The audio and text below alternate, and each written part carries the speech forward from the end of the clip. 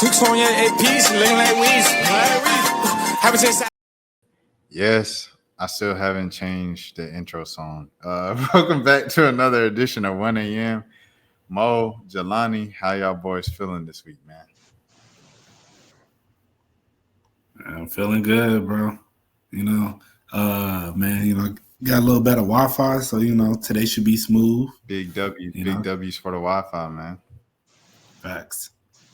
Yeah, it's crazy because he just got his Wi-Fi upgraded, and I just had like a little Wi-Fi issue right before I came off camera. That's why, for anybody watching this, if you're wondering why I'm looking so crazy right now, I had like a little situation pop up, but it's all good though. We're gonna have a great episode.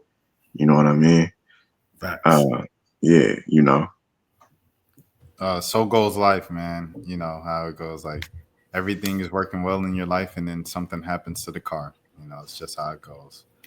But yeah, I guess what's the first thing y'all want to even get into for real this week? Like, what's popping out to y'all? First off, I want to start off with prayers up to Big Joe. And because they talking about that man. Yeah, I just saw that. Yeah, so he got, what is that, prostate cancer? Yeah. So you got stage 4, I think. Stage 4? Yeah. Yeah. So shoot. Yeah. Go ahead. My bad, Mo. I didn't know you was. No, you good. I was just about to say, prayers up to that man,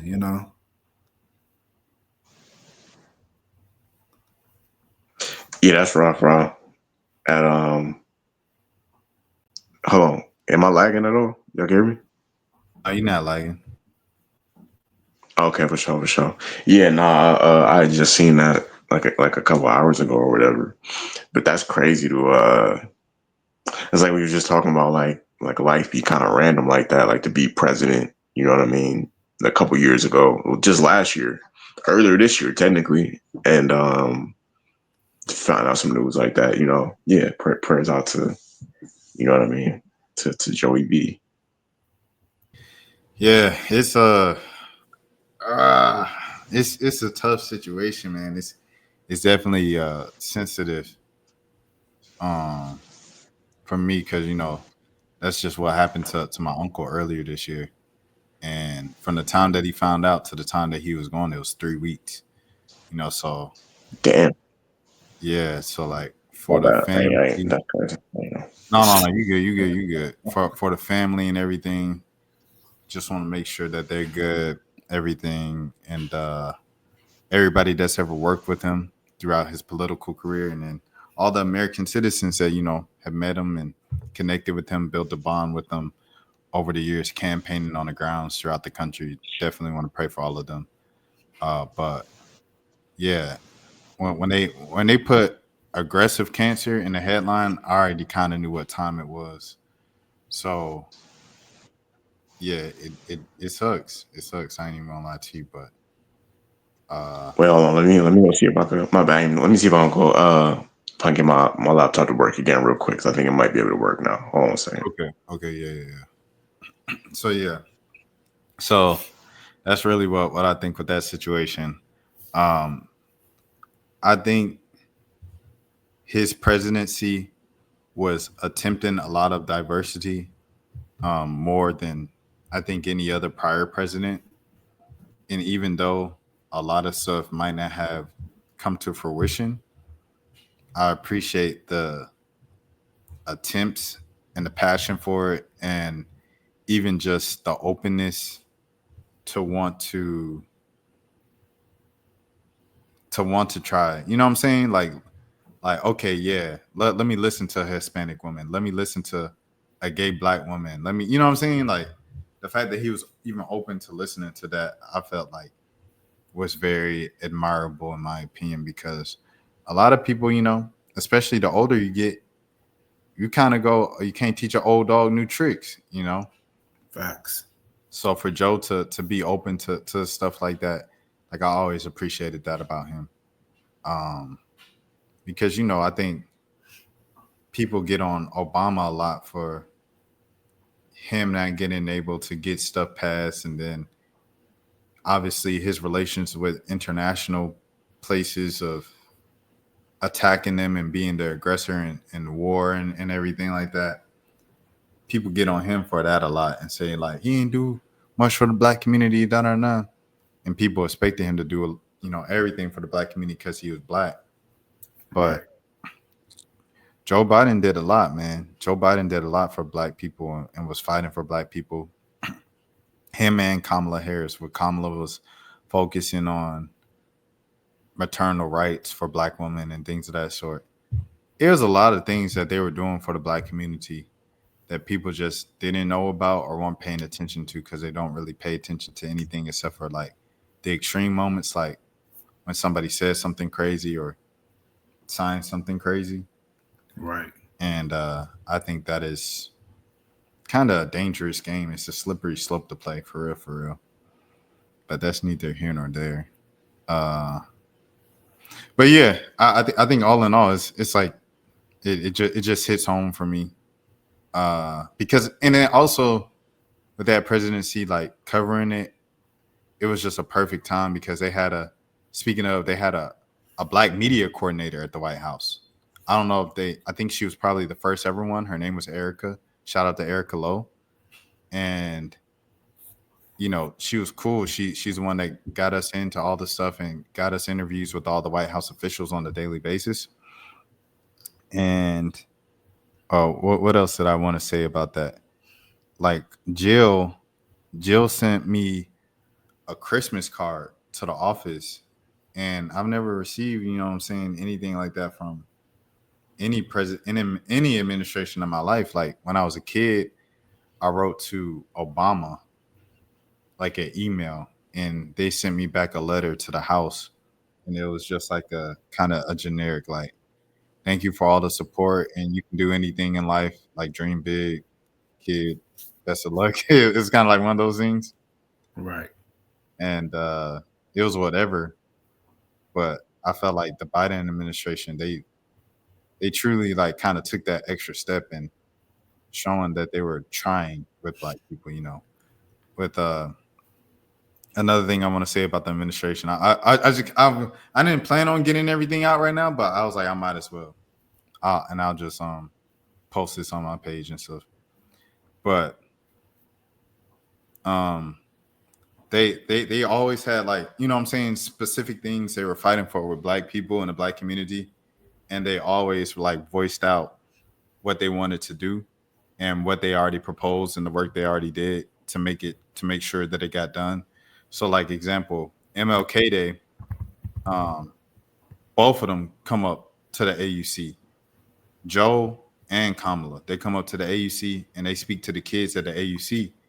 And so they're like, yo, we need to get the John Lewis Voting Rights Act passed. Like y'all need to, everybody up there up on the hill, they need to get it passed. So these kids and people of the black communities and cities like Atlanta and the inner city, like they don't have to deal with a lot of the voter suppression and all the loops that they had to go through in the 2020 election. Like we don't have that happen anymore in the big year 2024.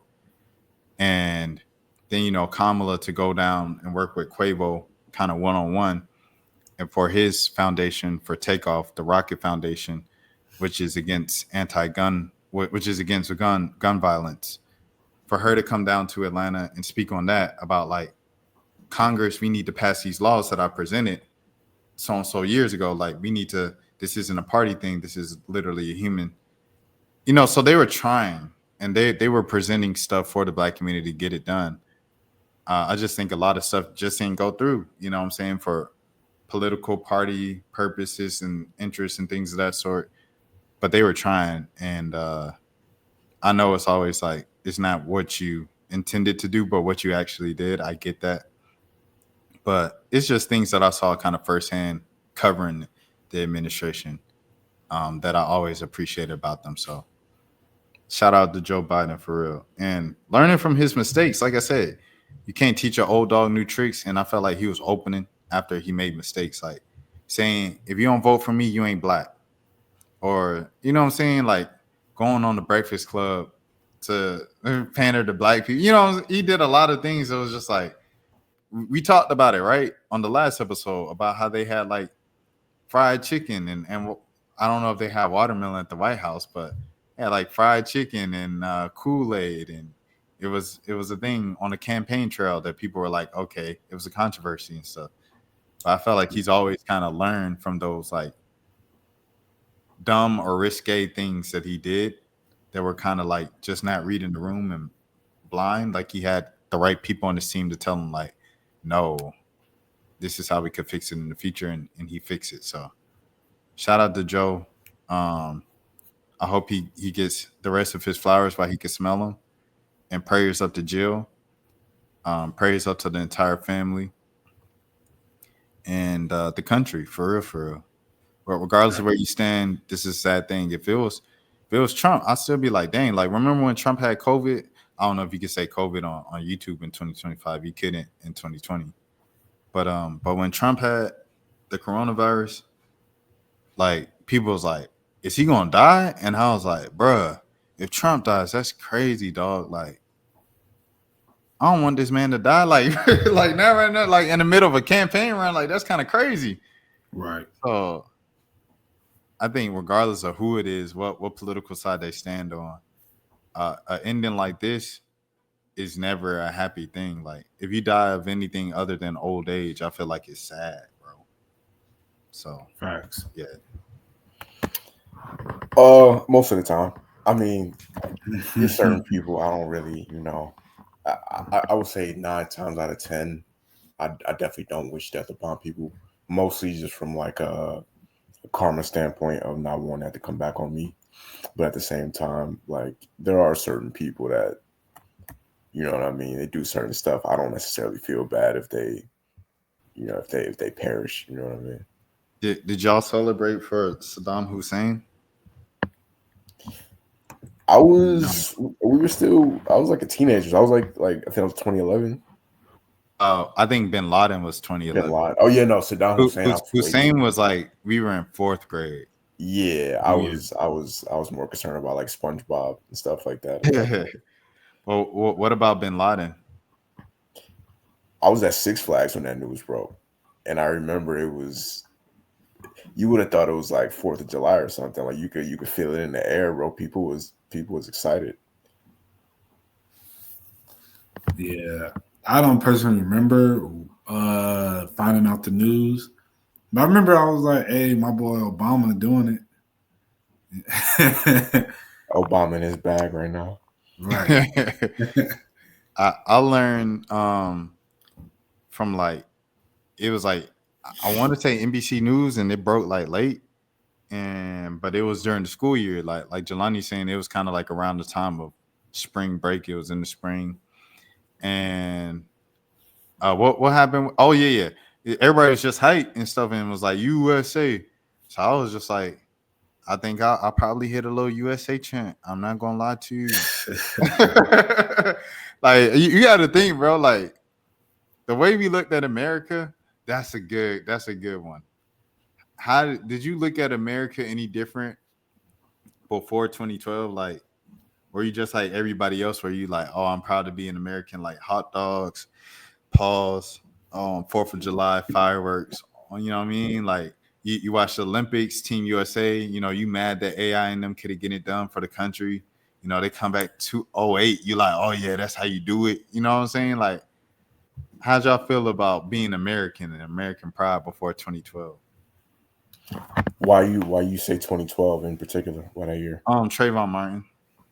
Okay, so it's crazy that you pointed that out because that was the exact moment. Even without you saying that, that's the exact moment that kind of radicalized me a little bit because I remember. So the case happened in 2012, but the verdict came down 2013, if I'm correct. Yeah. So I remember when he was found, or when George Zimmerman was found not guilty.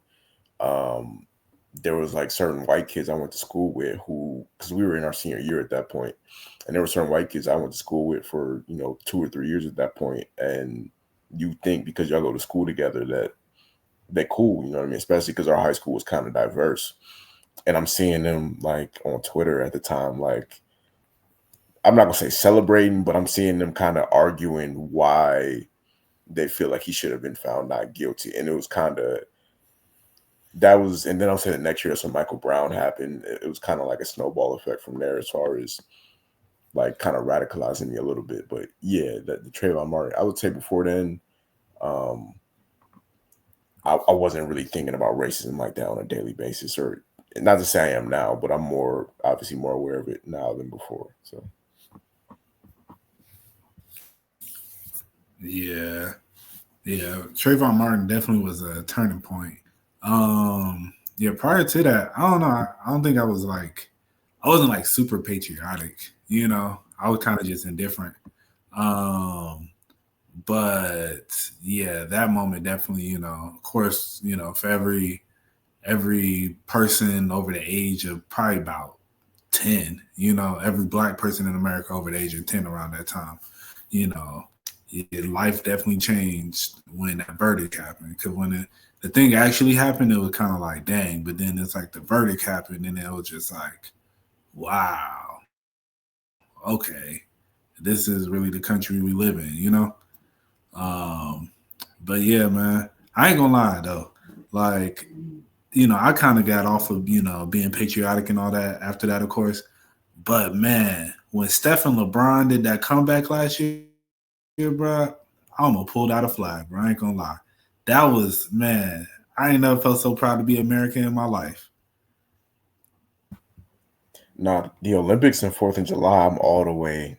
Listen, the other times of the year, I'm not really, pro America like that, but the Olympics, 4th of July, I'm all the way in. It was Facts. like for me, it was I was still excited when they pulled it off in 2021, like with KD and Draymond. They kind of had like the B team or the A minus team, you would say, because they still had KD. KD is team A. Right. Uh, but they had an A minus team out there because LeBron was done doing it. Steph never did it before and stuff. And they had a little trouble, you know what I'm saying? Like kind of going through the Olympics because they just ain't have the perfect team out there. And then, obviously they lost the after the Olympics and the World Championships. And then LeBron was like, oh no, we playing. Uh, but yeah, man, that one, it felt weird when they were waving the like Durant was waving the flag behind his head and they were like hype.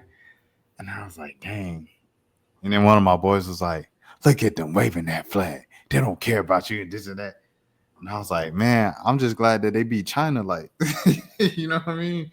So it was, I don't know. It was weird for me, but I know 08, 08, 04, bro, them Olympics, Michael Phelps, Tyson Gay. I don't care if Usain Bolt was Facts. on the other end. Like, I'm rooting for all the Americans in every sport. Like, I'm like, bro, we gotta keep this up. We gotta win the medal count. And now China's starting to catch up on the medal count because there's more people. I'm like, hey man, nah, USA gotta hold that down for real. Um, because we still have the more golds. But yeah, Olympics, it started feeling a little weird for me. I'm not gonna lie, after all the stuff started going on, because I mean Mo and I, we had the same advisement class. So like after Trayvon Martin, we stopped standing for the dang Pledge of Allegiance. Right. And a lot of the teachers that were mad at us at the time for doing that, there were a lot of the teachers, surprise, mad at Kaepernick for taking the knee. So Right. uh, we learned a lot about people through that, and it was even to this day because I came back to the school to speak last year during Black History Month, and another one of the teachers who was black, she was talking about our advisement teacher, and she said, "Oh no, you good? You invited to the cookout," and like our advisement teacher was so excited, and I was like, I can't believe she just said that, and I didn't want to call her out or anything, and say like, "Ain't no cookout," and but it was just it still was like, dang, these kids in high school still not getting the full, honest, true story. And it's crazy that as American, you don't get the full, honest, true story until after high school. I feel like they're at least kind of afforded that right to learn what's really going on and stuff. Right. It's a real educational first like 20 minutes of the podcast right here. So we started off with politics. Well, Mo started it. Mo was like, The race relations. prayers to No, Joe. I like it. We gotta switch it up sometimes. We be talking about There you go. I was watching the old episode, like the last episode, and just the range of topics that we go. Wi-Fi. Wi-Fi. Just Wait, hold on. We gonna get back to you, Jelani, when it comes back. But yeah, man, I think it's just crazy, bro. Oh, wait, hold on. You coming back? You coming back a little bit? But yeah, man, it's just insane. Like I said, you don't even get the full story. I didn't get the full story of stuff. Like my father taught me some stuff when I was in elementary school, basic stuff like Christopher Columbus ain't a hero. This person ain't that. This person ain't that. And I'm like, oh snap, that's crazy. But like I didn't get the full story of America and Black Americans, and even like the myths that Black Americans have. You know what I'm saying? Like as quote unquote hoteps and stuff. Like man, we didn't believe in Jesus until the white man told us to believe in Jesus. Like, I didn't learn the counter arguments to that and the truth until I took, African American studies in college. You know what I'm saying? So it's like I ain't learned a lot of this stuff until I took courses that I choose to pay for in higher education. And that's crazy. Go ahead, Mo. I was gonna say, you ever seen 13th? The documentary? Yeah, from Ava DuVernay. Yeah. No, I don't think I actually watched it, but it came out in the time when we was in college, and a lot of people like referred to it all the time and stuff. What was that? What was that? Oh, I said, no, I haven't watched it, but I think it came out in the time we were in college, and a lot of people used to refer to it back then as well. Yeah, no, it's that really opened my eyes to a lot of stuff because I feel like, and I feel like it's kind of weird how it had its moment like probably that year and then like a year or two following it, but then it just kind of went under the radar and nobody ever talks about it anymore. But I felt it was such an educational documentary because, like, as you talk about, like a lot of those myths in the Black community, those conspiracy theories and stuff, like she really touches on a lot of the stuff that has always been seen as a conspiracy, and then shows the facts behind it, and and I think that really opened my eyes to a lot of stuff, and I think it's something that I think every Black person in America should watch because, as I said, like it really goes in depth onto a lot of stuff, and it's really just about how the prison industrial system is really built to be another form of slavery. But the thing is, they're now transitioning away from just imprisoning people to where they're looking for the next step. And it's like, what they're going to think, they're always thinking ahead. And that's something that us as Black people, we need to do better at, to be more proactive, to start trying to counteract some of this stuff, because it's like we're always being on the defense. And, that's something that they talk about within this. And she speaks about how it's pretty much they're now doing where you can, instead of them actually housing you, the possibility of they're saying that in the future that it's probably going to be like parole and, house monitoring and stuff of that nature. And that's where it's at now. I know there's another book by, I cannot remember the name of the book, bro. I read like half of it. I didn't get a chance to read it because somebody I knew had it, but I didn't get a chance to actually read the whole thing. But it talks about that, and it goes in depth about how, like, yeah, now, they'll put an ankle monitor on you, and it's like you can't leave. You're now in prison within your community, And it's like now you gotta sit here and pay for your own food, pay for your own housing, all this stuff, but you're still like you have such limitations where it now puts you at such a disadvantage. You can't even really go get a job for real. The way like if it's not within a certain square feet, and so it really is really hampering people. But you also have to pay for this. You have to pay for that ankle monitor for them to keep that system going and all that stuff. So it's just I didn't know you had to pay for ankle monitors. Oh yeah, bro, you gotta pay for everything, bro. You pay for it. Like if within the justice system, bro, you're paying for everything. It's all money related, and it's crazy. Like in the book that I was reading, man, I wish I could. I'm pretty sure if I type in uh, prison system book, prison.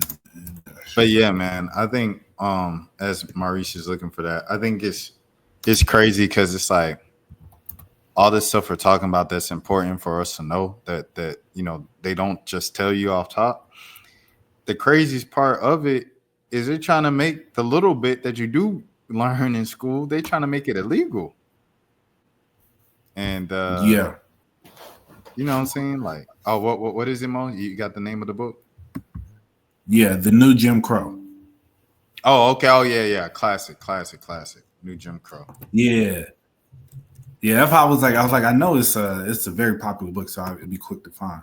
Yeah, like and them talking about it in there. You say you read it? That's a good question. Because I feel like this was a book that I might have like had as a class assignment. But if I didn't have it in class, I definitely didn't read it on my own. No. I haven't read the new Jim Crow by my own. But I might have read it for a class though. I'm not even gonna lie to you. I just can never remember. And I probably had to write about something about it. Yeah. Another thing that they talk about within the book is, they speak on how a lot of times people are talking about, oh, well, the people, the most of the people who are in jail are violent crimes, and that's a lot of people's kind of argument to, why people need to be in prison and this and the other. But the thing is, it's like the people who are in prison for violent crimes, they're carrying longer sentences. So because realistically, they're being housed for so long that it's like every time they do a census within the jail, within the prison, it's going to be these same people still there. And as opposed to the people who are doing nonviolent crimes, is like constantly coming in and out. So it skews the numbers to make it just seem like there's always, like the higher percentage. And it's like it's really more people are getting imprisoned for nonviolent crimes, but there's people who are there longer, who are taking up who are being accounted for. And so, and that's the thing when they talk about like black on black crime and stuff like that. And why these rules why we need to have the 3 strike system, and just all these other things. Like they talk about that within the book. So definitely anybody that's listening right now, like really check out the book. It goes very in depth.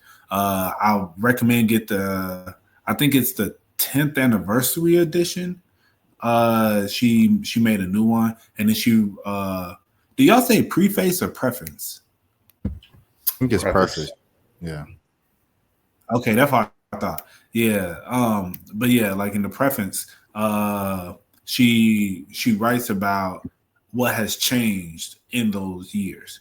Cause like originally she wrote the book like right after Obama was elected or something like that, And I did not know the yeah, new Jim Crow was that new of a book. I thought it was like a classic that's been out. No, yeah, she speaks about how like the day she remembered vividly Obama being elected, and then thinking because as she was walking out of the celebration of like where she was watching it, there was a guy on the corner being arrested, and it made her just think it's just like this is great that we got a black president, but what is really what's really happening here, because it's just pacifying people. And then that's another thing she talks about, how like Obama being elected really just pacified a lot of people to feel like, well, so look, racism is dead. We got a black president now, and there's equality, and then it's like, nah, like just having a black president didn't fix all that stuff. All that stuff didn't go away. It's just now we have a black face in front of it. Like I'm not, no shade to Obama. Like, hey, he did what he did. Like he did what he could, but realistically, it did make a lot of people feel like, man, like, hey, we're good now. Like, how can you say this country is racist? We have a black president, and it's like, because y'all still doing all the stuff. It's because George Zimmerman is still getting off for killing Trayvon Martin. You feel me? Like that was like with a black president in. So it's stuff like that. So Yeah, I think Obama getting elected, like, allowed the way for the most overt racist time in America since desegregation. Since I'll say probably okay, I'll say since the death of MLK, this is the most racist that America's been since then, overtly, out loud.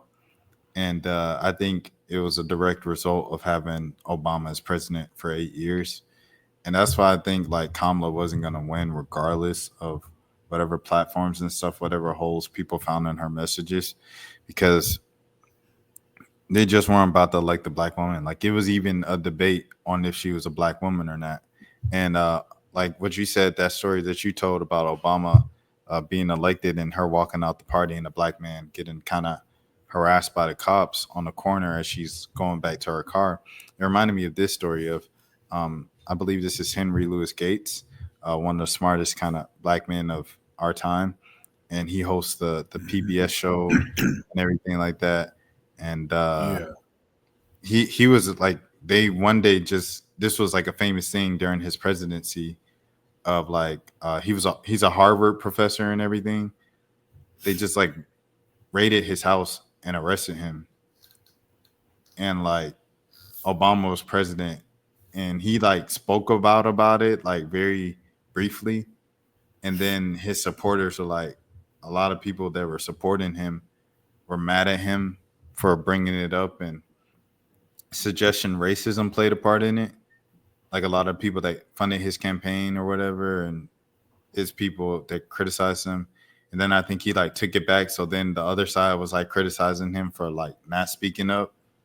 It was a whole thing. But yeah, the fact that Henry Louis Gates, like one of the smartest black dudes of our time, Harvard professor, hosts like a popular PBS sit down interviews television show, was arrested being Obama's friend when Obama was in office, the way he was, like it was crazy. But it's just like, it's just where we at with it, for real, for real. one more. Oh, my bad, John. What you finna say? No, I was gonna say, I really, lost a lot of respect for Obama during his presidency, when he didn't free Gucci Man. When Gucci Man got locked up in 2013, and we didn't see him again until 2016. That was the moment that I lost a lot of respect for our commander in chief. Nah, facts. He could have It's definitely put that part in now, man. it's crazy because it felt like Gucci was in jail for so long. But when you said that out loud, 2013 to 2016, he was not in jail that long. No, he wasn't. It was just that he was wilding so crazy before he went in that when he went away, like you felt his absence. Like you remember, I remember we were all in college around that same time when he went on that Mhm. Twitter rant for like hours around that time, just dissing every rapper in Yeah. hip hop. Yeah, he was wilding out before he got locked up and lost all the weight and came out, chilled out. Nah, facts. Yeah, and he like, was definitely on oh, one. go ahead, Mo. My bad. No, I was just saying he was on one.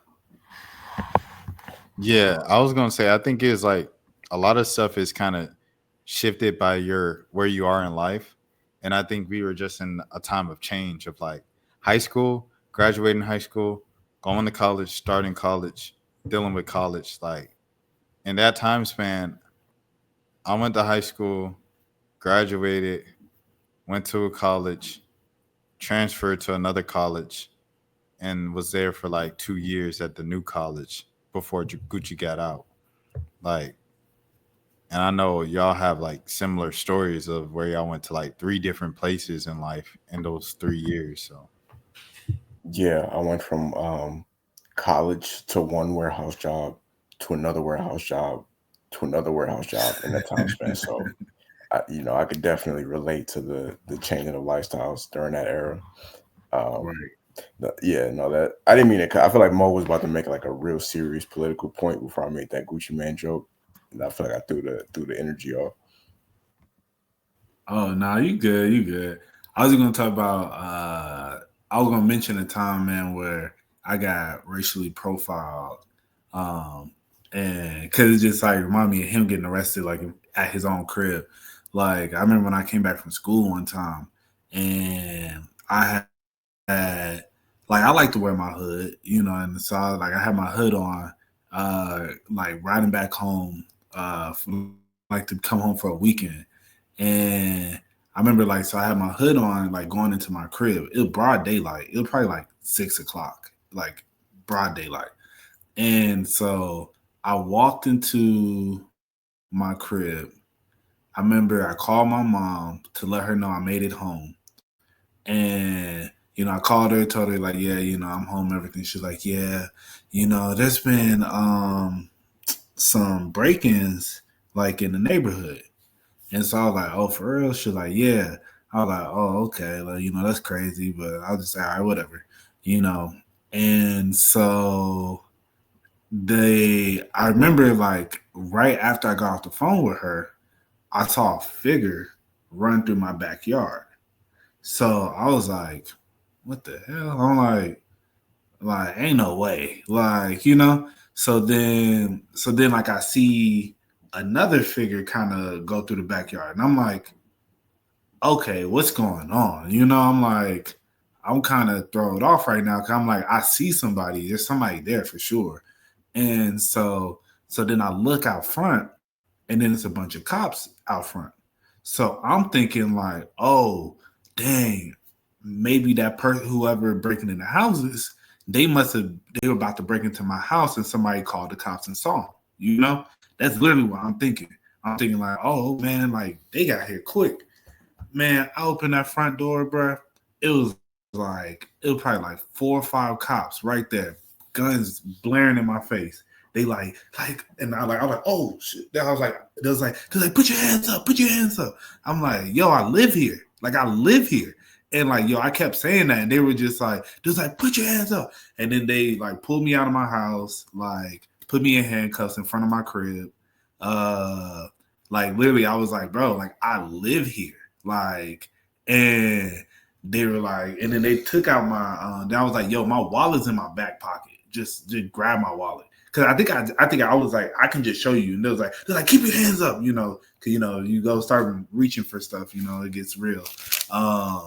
So yeah, and the craziest part about it was my neighbor who called the cops because she just saw a hooded figure going to my crib, but my neighbor was black, and so man, she came outside, and like I don't know, I wasn't like I wasn't mad.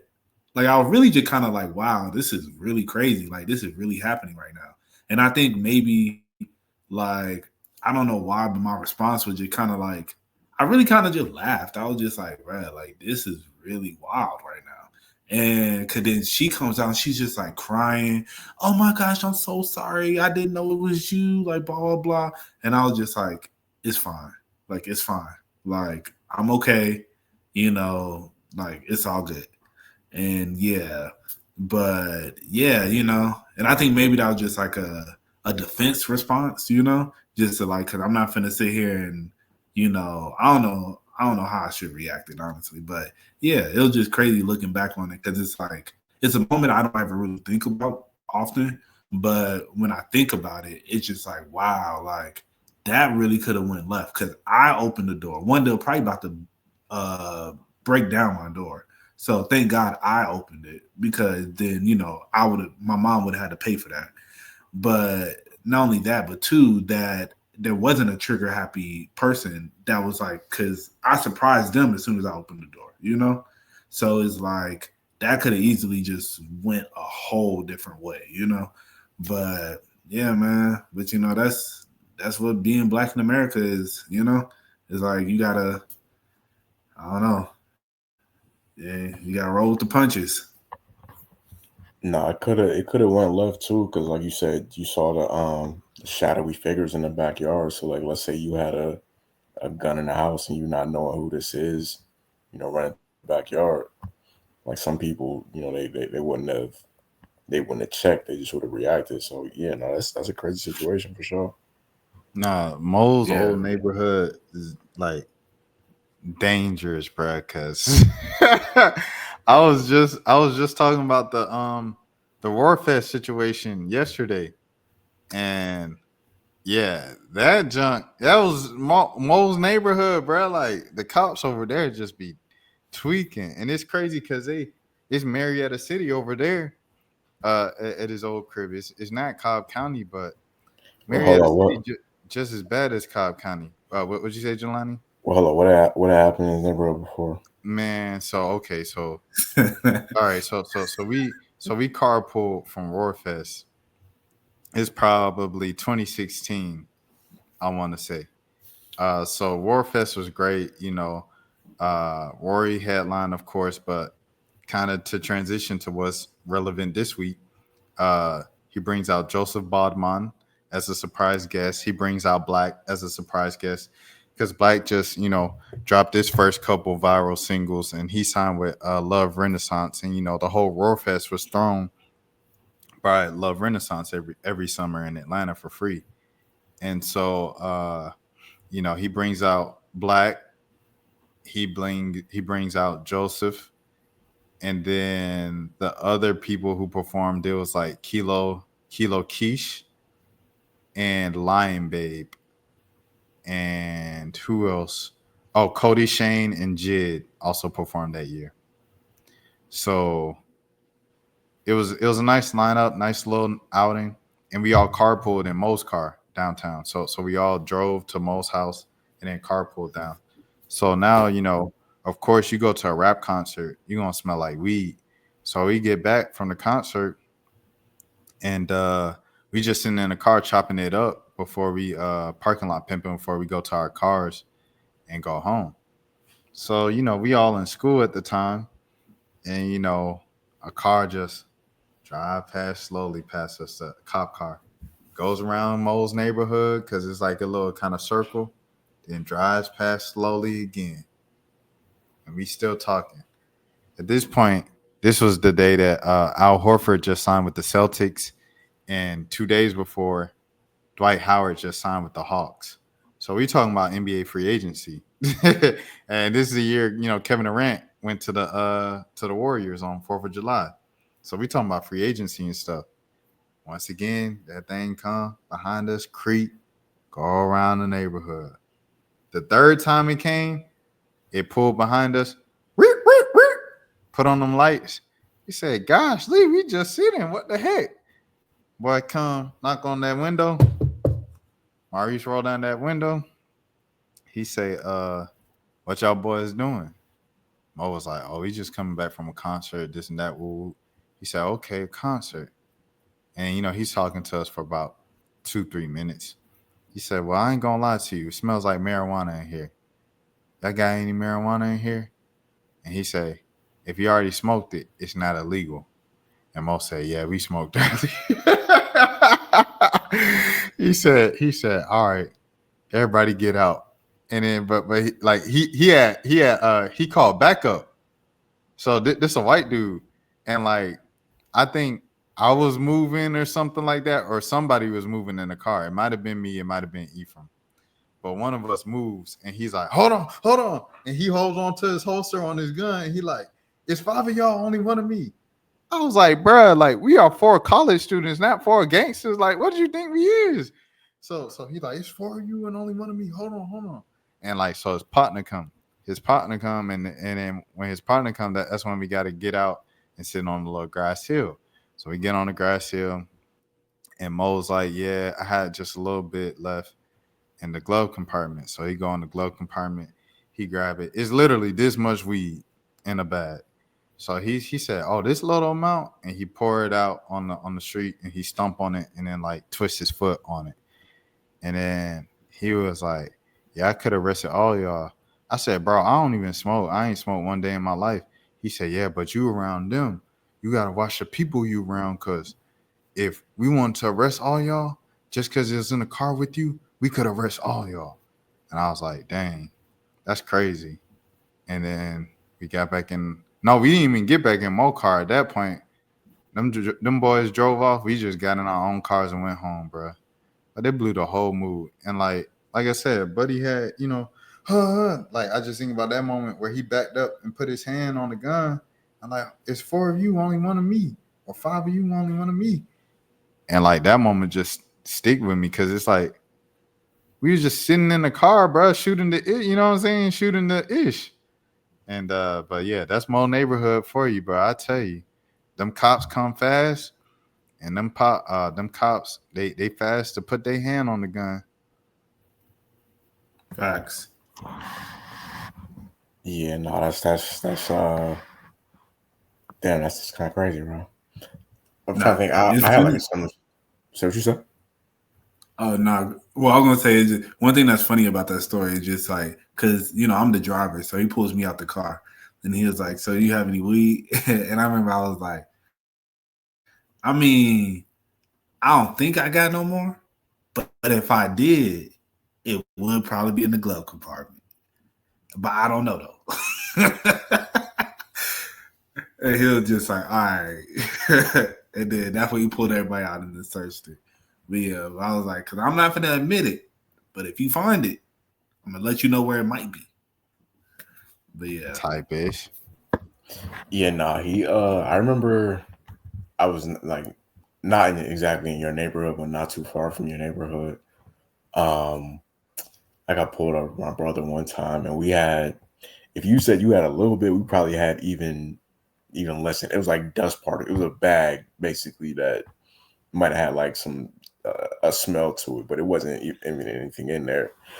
And yeah, they gave us that same speech, like, "Yo, if we wanted to, we could do this." And I'm like, "Bro, I know y'all got way realer stuff going on right now than to be worried about." Like, come on, dog. It's people committing real crimes out here, and y'all worried about this. right. Nah, for Even real. Booth Road was right there, bro. Like y'all got people, you know what I'm saying? Whatever they doing on Booth Road, bro. You know what I mean? You worry about folks having this much weed, teenagers having that much weed in the thing. I mean, I get it because at the time it was illegal, you know. Now it's just a ticket in Cobb County, which I'm surprised Cobb County of all places like voted for and approved and stuff. But that's the power of voting, man. You know, if voting was a thing or if it was on the ballot back then it wouldn't have even been a whole episode. We could have avoided man having his hand on the holster. And that would have been one less time that Maurice had an experience in his own neighborhood in front of his own house where a police officer had his hand on a gun and he was just chilling. Yeah, like Cobb County crazy, bro. Like, come on, black boy. I was pulled over about 6, maybe 7 times from the time I was 17 to the time I was 20. That don't make no sense. Cobb County crazy, bro. Nah, that's a fact, Yeah, bro. we got I remember we got chased through the woods. Speaking of what it used to be like before it's not legal, but like somewhat decriminalized. I remember we got chased through the woods at Fair Oaks. This was like 2013 for trying to. We didn't even get. Oh yeah, we did. We did end up sparking it, but like we barely. I'm talking about like we might have been there for 3 minutes, 4 minutes, and yeah, it was, bro. I'm just thinking about that now. Like, was it really that serious to like a bunch of teenagers? To, you know what I'm saying? Like, it's crazy, especially because when you go to states where it's fully decriminalized and they could just go to the dispensary, it's like, bro, what are we doing? Like, it's 2025. Right. No, for real though. Yeah, that Yeah. was definitely like I think the biggest thing with black people when you talk about mass incarceration and all of that, people who are getting multiple years off of that with like possession and possession with intent to sell if it was like above a certain amount, a certain weight of weed you had and stuff. Uh, it was those things, right? It kind of reminds you of like prohibition and the like Great Depression years and stuff. I know at some point I was like, I don't think that you should legalize this and that. It was two things. I forgot what the other one was, but I think like weed was one of them. But at some point I felt that way because I was like, the country is straying further away from God and this and that. Then I was like, separation of church and state. The older I got, and then also just seeing like the numbers of black people being arrested for the same stuff that white people do at a higher clip, and it's like white people smoke way more than black people, but black people get arrested at a higher rate for it. White people get rich off dispensaries and all that. Like Burner is like one of the highest paid rappers in the world ever. I can't name one Burner song, but like he has the most successful like weed strain or whatever the case might be, right? So it just is what it is, bro. Where like non-blacks just get more for doing stuff that black people do. Facts. It's new Jim Crow, Toxic man. people, you feel me? Hold on. But hey, Oh, my bad, right? You cut you off. what's up? No. I was looking at I was just looking at the picture of dude right here. I was just thinking like, bro, I really used to be watching them. I used to be like really intrigued by them episodes. I think they still do them. The Ancestry show he got on PBS. When he, Yeah, like, doing people bloodline. I used to like think about like, you know, when I get famous one day, I'm gonna be on there. Oh, that's fire. To teach me about my roots or whatever. Yeah, he had an episode. Didn't he have an episode with I-Man, Forrest Whitaker? He had a episode with Forrest Whitaker, and he told him like who his dad was. I-Man is insane. I thought you were talking about Iman Shumpert or somebody else. Like, I-Man. I was like, bro, what? Yeah. No, it won't even Forrest Whitaker, bro. It was Fisher, Lawrence Fisher, and he told him who his dad was for the first time, and he was crying and stuff. It's a nice little moment, bro. But yeah, speaking of hoodies and racial like profiling and things of that sort, I pulled up this story from 2021, or yeah, I believe it's 2020. A source confirmed to Deadspin that this is the first time Sanders is quote unquote taking issue with Milligan as he chastised a reporter earlier this year for appearing on Zoom media availability in a hoodie. People are working from home during a global pandemic, Dion. Wearing a sweatshirt isn't a sin, especially when it's an article of clothing you love yourself to wear. And here he is with a hoodie, a hat, and some shades. Just something I think about. I think like where Mo was talking about a black person called the police on him. I think black people they can fall victim to a lot of the respectability politics that we're raised with. Like when you're talking about haircuts is a huge thing of just like cut your dreads off, you'll look cleaner, look a little more professional.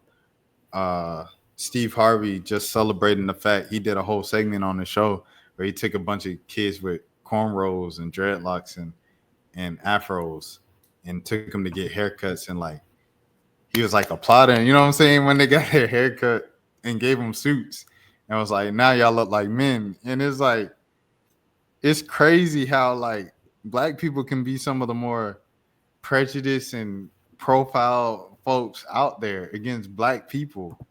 I think that's a whole nother conversation. Yo, I don't know if I ever really heard you speak in detail to me. You probably told the story before about this this Nah, hoodie nah, symbol. I never acknowledged it on the internet until like maybe last year because I was just doing YouTube a lot, and then I acknowledged it in the middle of a random video, but I never did it in a video where I titled it like my experience. Nah, I ain't done that yet. I don't think I ever will. At this point, it's like it's old news. Okay, well, we could talk about it off air. I did have some questions about it, but yeah, I didn't. Yeah, we'll talk about it off air. But to your point though about that's not. Oh, I'm trying to make sure I'm not lying. Yeah, to your point though about black people sometimes being, being the oppressor sometimes. Yeah, no, I've definitely had that happen. Like I know at a job I was working at, like late last year, early this year. I eventually ended up getting terminated, and I'm not gonna lie, it was mostly my fault. But part of what factored into it was, um, I was doing great at the position I was in, and nobody was really able to do that job but me. But because of that, they were kind of like a little bit more lenient on certain rules towards me because it was like they didn't really want to fire me because they didn't want to have to replace that job. And one of the other coworkers who this was a black woman, she kind of took issue to it because she felt like I was getting unfair treatment or whatever. So she ended up going to our manager behind my back and, you know what I'm saying, complaining about it. So yeah, no, it's a real thing where like somebody that looks like you could, hold you back from, doing what you're trying to do. It's crazy, bro. Amal, you got any stories about black people hating on you? I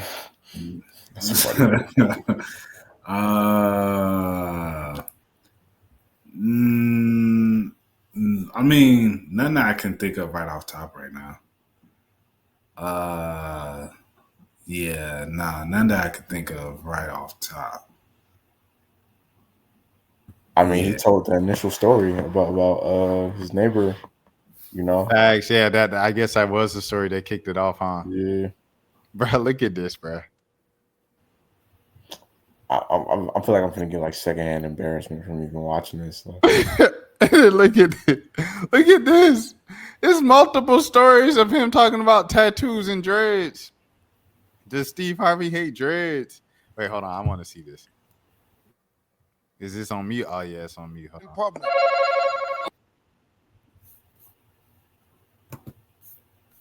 Name something Steve Harvey might wear to disguise himself in public. A wig. A wig, yeah. Hold on. But with dreads, though. I got it. Oh, no, that can't ever happen. A hat? Sunglasses. It's got to be the most obvious thing that hasn't been guessed. It's got to be a mask. Woo! Yeah, that's it. A mask! Katie, good answer.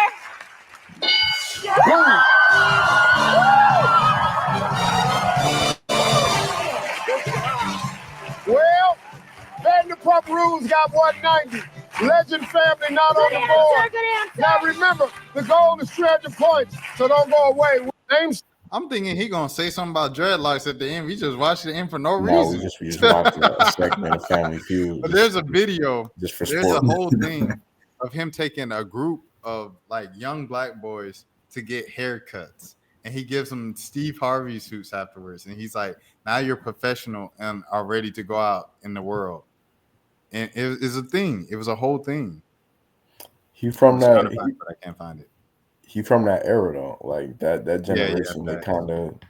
I don't even think they fault. I feel the same way about like Shannon Sharp, like his whole situation what he got going on, where he came from an era where, not to get like super overly deep or anything like that, but I feel like the self hatred is like a little bit different for that generation because they faced a more, like we talked about, like a more like overt type of racism compared to probably what we felt growing up. And just the idea of like, like Kanye, back when he was Kanye, he had that line, like when he get on, he leave your ass for a white girl. This ain't got nothing to do with it's just we just flowing right now or whatever. But I feel like a lot of times why you see that is because like black athletes from a certain era, they were told growing up that it's like a I'm sorry, I'm blurring right now. That's like a trophy compared to dating black women. Like, you know what I'm saying? Like just the self-hatred I feel like was more ingrained for that era. So they look at these young black kids and they see them with their hair out or dressed in a certain way, and it's like they can't comprehend it because they were taught that they gotta, you know, they gotta look a certain way that is that was taught to them by white people in order to be respected. Right. Yeah, I think when people go on those rants of like, why are y'all looking so much for the approval of white people so much? You know, white acceptance. And it's like you said, the generation they came up in, they didn't know the way they were living was like for the acceptance of white people. You know what I'm saying? They just living the way that the world told them to live, which was kind of like whitewash, you know? And I think we started to grow into a bit of a consciousness over the past decade or so. So it's still new, it's still young, and you know what I mean. A lot of people they don't understand, like you know what I'm saying. Like I don't know if y'all parents would say like they might say things like the F word, right?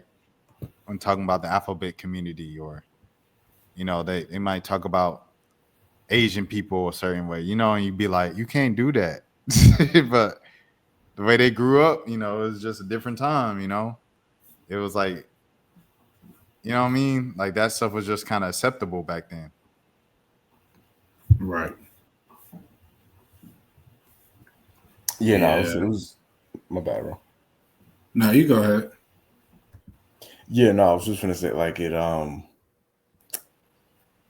it's just fascinating because the thing about the internet is we're all on the internet at the same time.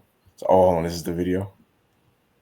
Uh, I don't know if this is an exact video, but the time ties thing was funny to me. That's why I played it. Oh yeah, no, I was just gonna say like we on the internet with everybody from all day. It used to be like 50-year-olds be hanging out with 50-year-olds and things like that.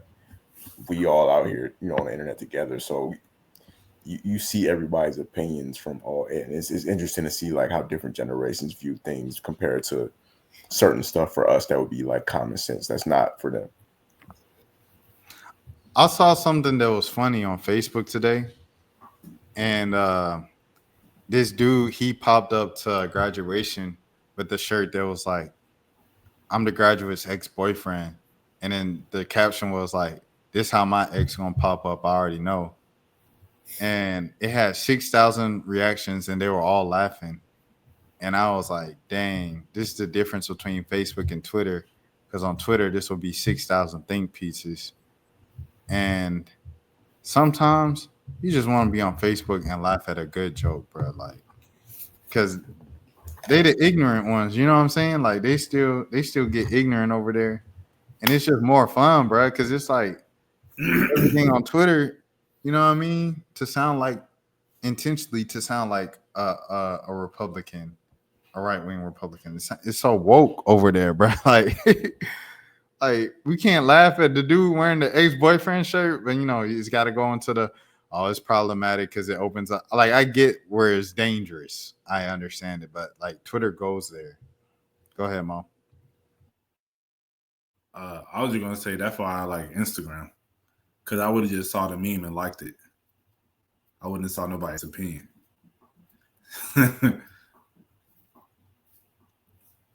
No, Facebook is like that's probably Facebook is the last social media app that's like really unfiltered, just because it's you can't really pretend to be somebody on Facebook. Like these are people that most people have had their Facebook accounts for at least 10 or 15 years. Like nobody's making a new Facebook account. So these are people that you probably either went to school with or you work with or whatever, how you know them. So like you can't go on there like on Twitter. You could go on there and pretend to be like this super intellectual. I don't like using the word woke no more because of what white people did to it, but this super intellectual, like holier than thou type of person, because you might have, if you got like 3,000 followers, especially I'm talking about the more like viral accounts on Twitter. If they got like, let's say 10,000 followers, they might know in real life a couple hundred of them at most. You know what I'm saying? Like the initial people that they had on their account. So it's a bunch of people that's on there like pretending to be, like I said, like super intellectual, super like considerate, super. Yeah, I don't use these words. I don't say that, but in real life, that's not always the case. I remember what was it? It was like, I don't know if we ever talked about this on a podcast. So like, correct me if we have. But when the 100 men versus a gorilla thing was going on, someone said that 100 men versus a gorilla topic was so random. But like these responses have been so funny. It reminds me of the old Twitter. This is like the funniest thing. And people were having such a good time for like a day and a half. And then woman came in of just like, this discussion is based in men's hyper masculinity, toxic thing, thinking that they could do anything. And I'm like, bro, what the heck, bro? Gosh, Lee, I was tweeting. I said, we can't have nothing, bro. We can't have nothing. We can't tell no jokes at all, bro. Everything got to be serious all the time. And sometimes stuff just ain't serious, bro. And the jokes that you tell is jokes at the expense of other black men, but nobody calls you out on that. Like, it's like one girl's joke was like, shoot him, when talking about like when the DDG allegations came out. I'm like, bruh, that's the time where you want to make edgy jokes. It's talking about, you know what I'm saying? Nothing. Right. It's I don't just, think they're joking though. well, there you go. I mean, but she said on a podcast, and that's kind of like the platform of the podcast is like comedic. So that's why I was like, you know what I mean? But yeah, what you saying that if that's not what it is. Shout out to Tali, by the way. Tali from She that's a good woman right there. she fine for sure. No, no. It's crazy because I knew what podcast you was talking about before you even specified. But yeah, no, that's a good woman. I'm just leave it at that. I met her before. She was cool people. I met both of them. They're at the Dream Game when Angel Reese was in Atlanta. Oh, for real? Yeah, they're cool people. But yeah, I definitely I kept it professional and stuff. I just interviewed everything like that. But I was thinking like, dang, yeah, they fine for sure. Or she fine because the other one she cuffed. Like Yeah. married. So respect to Mitch. What's her name? Mel. I think that's her. I'm not sure what her It's like real Mitch. name is. It's like Mel Mitch. But yeah. So salute to both of them for sure. However, it's like, dang, bro. Like the only time y'all get jokes off is like at the expense of jokes for men. I mean, and men been doing the same thing forever. You know what I'm saying? Like, so I definitely don't. It's kind of like when women started rapping, and then it was like they were talking about sex and stuff like that, and people like, why are they so suggestive? And it's like, you listen to men rap, like, so I get it on that end, but at the same time, it's like, dang, bro, a man can't tell a joke and watch the joke be like, no, and that's the joke, that's the humor, okay. Like we get it. I feel like I hate men humor, brand of humor is like it's played out. Like it was, I ain't gonna lie, it was funny for a little bit, but it's just not funny to me, bro. It's annoying. I feel like it plays into the people's hands of what they want to see, and by the people I mean white people, the white powers that be, of wanting to split the black household and the black families, and you know what I'm saying, like with this past week. You guys know it's just been social media's just been unbearable with the two topics of DDG and Tory Lanez. And I seen something that went viral. I don't know if you guys seen it. That was like situations of DDG and Tory Lanez. Some black men are saying that they want to give white women or black women, people outside their race, a chance. because black women deal with da da da da da. I'm like, bro, this is exactly what they wanted. Congratulations. They wanted to split up the black families in the black home, and they successfully did that on a grander scale than just two celebrity situations and stuff like that. So I guess just how y'all feel about the entire anti-men comedy genre and white people, the FBI, CIA's, whoever you want to say, a hidden agenda to split up the black family. No, facts. Man, I got a coworker, and like I had spoke about this, a few pods ago. Just how I feel like black men who feel like, like I hate when guys talk about like the passport bro stuff and what these women in other countries will do, and and especially when they use the actual verbiage of like black women just always have attitudes, and like I just really feel like a lot of black men, they just want to be, I don't know, it's just like black women aren't finna just allow you to just get away with anything, and I think that's the thing. And like I said, like I already kind of spoke on this, but it was just like hearing him talk about it, I was just kind of like, I feel you, bro, like whatever. But and I'm just sitting there thinking, I'm like, man, it's, you can just tell when somebody is like, you aren't, I don't know, if you just on your shit, like a black woman will treat you the way you need to be treated. But if you're not, then it's just like she gonna treat you the way you need to be treated, and it's just, yeah, and it's just thinking like, oh well, I can go to other countries and they be treating their men better, this that, and the other, and it's like, nah, like I mean, I don't know, like I just feel like you need to appreciate, we need to have more appreciation for our culture, and then stop looking to, well, Hispanic women, they be doing all this for their men, but Hispanic women will also cuss your ass out quick as hell. It's like, that's the other thing. A lot of times they don't really realize, and it be the people who don't actually date outside of their race for real, and so they think like, oh, I need to just go date outside my race and that'll probably make the situation better. It's like, nah, a woman is still a woman at the end of the day, bro. A woman gonna trip about the little stuff regardless. Like, it's just black women they're gonna be more blunt about it than some other cultures. But especially like, everybody want to try and go to these Hispanic countries and stuff. And it's like, yeah, you can go pay for some love. But I mean, that's just tricking at its finest. That they gonna say whatever they need as long as you're gonna keep dropping that check. And that's not real. So I don't know. Like, yeah, I do feel like we need to appreciate black women more, especially as black men. I love black women. I love all women. I'll keep it a buck. Like, but at the same time, I think with me having been like talked to multiple cultures, it's just, you realize it's like, bro, a woman's still gonna be a woman at the end of the day, bro.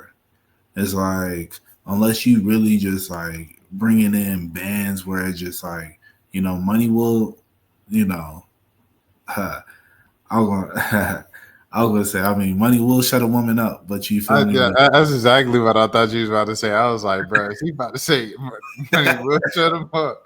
He said money will put them in their place every now and again. But but realistically though, for like most men ain't gonna make the money to do that.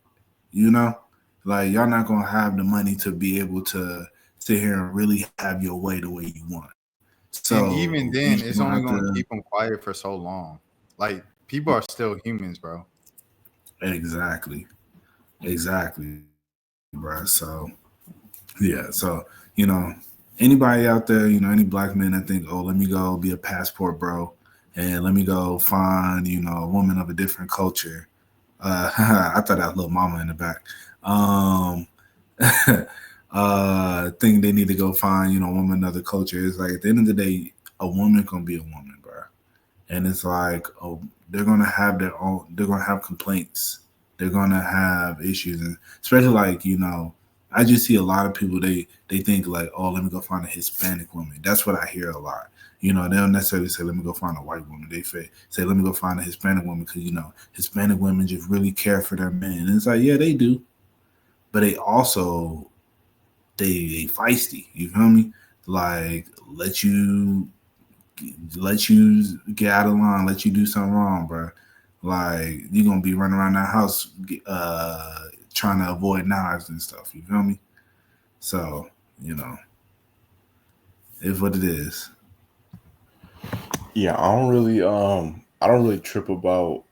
So I find the as far as like the gender war discussions on Twitter, there's sometimes where like if it's more playful, I find it entertaining. Like there'll be times when gender wars are going on, but it'll be like certain joking conversations. It ain't really like nothing serious or nothing like that. I'm cool with those. The more like petty type of conversations, I just don't really even want to get into it as far as what I'm saying. I kind of just sit back and let people have their back and forth. It's like I'm not trying to sit here and watch these podcast clips where it'll be like a bunch of men and women sitting on a couch arguing about dating and relationships and stuff like that. Like I don't really find that entertaining. But I don't really trip too much about the reason why I don't trip too much about the whole like I hate men jokes on Twitter and stuff like that is just because like we talked about it earlier. Like I know it went like it's so much more as far as men causing harm to women over the course of time. When we just talk about like violence and harassment and things like that, it's like I could take a joke. I'm not like when I go out and I'm walking at night, like I'm not afraid of no woman or nothing like that. You know what I'm saying? Like they got more real life shit to deal with as far as coming from our gender than you know what I'm saying. Not to try and sound like a pander or nothing like that, but just being honest. Like that's why I don't really trip too much about when they make the jokes because I know it's not like I feel the same way about like black people when we make jokes about white people. Like the reason why it's not as you're not gonna get canceled as a black person for making jokes about white people because when you look at who's done more, you know what I'm saying? Like throughout the course of history, clearly they've done more to black people than we've done to them, you know. So I don't think it's as serious of a situation. Yeah, nah, man. I hear what you're saying on that point, and like it's true and stuff like that. Because it's a lot of men that just mess it up for the rest of us. And oh yeah, and then I always have to acknowledge, like just looking in the mirror as well. Like I think all three of us can probably say that there's some women out there in the world that look at us as villains. You know what I'm saying? As the bad guys and stuff like that, and their story. So it just comes with it. It is what it is. Things of that sort. But yeah, um, I don't even know where I was going with that for So real. did we? My camera was going out earlier. Did you? Because we got the title as Joey Pro Era. Oh yeah. Okay, I all don't right. think we Yeah, even. yeah. I think we got to. If we ever had a title, we got to at least. Which is crazy because I'm not super tapped in on the situation, but I just feel like we do got to touch on that if we're gonna have that Nah, episode. I was just excited that people rapping again, bro. Like you said, Facts. like these aren't the biggest names. Mhm. I mean, Joey's the biggest name out of all of them. But so far with Rayvon, Reason, West Coast kind of had two tracks come out against them against two different people, and then Absol's verse was towards Joey as well. So it's three people on the West Coast that said something to Joey, and so far it's been Joey coming back with 2-3 tracks by himself. But now CJ Fly or CJ So Cool, he's coming off of Pro Era now and coming off with his response to them. I think tomorrow maybe, and then I think Jada Kiss's son, the one who be podcasting, Jaquan, I think he might be jumping in too. He just posted him in the studio and he was like, talk soon, but he didn't post anything like last night or, the day he posted it. So he might just be talking about music in general and was kind of taking advantage of the situation. But me personally, I'm just happy that the boys is rapping again. You know, competitive spirit and stuff like that. On one end, I do see where people can say like, "Oh, it comes off as corny," because it's like nobody wants to hear a Rayvon and CJ so cool, like you know what I'm saying, back and forth. At the same time, it's like I ain't trying to hear the you know what I'm saying, a lot of the underground sounds that just sound like robots and beat bop beep doop boop over like beats that are like you know, just too much going on, overstimulating beats. So it's like I'm glad that the stuff at the core of it all of hip hop is shining and it's having this moment, and you know, I don't know, they battling it out. It's like battle rap for real on a mainstream level. I rock with it. Right.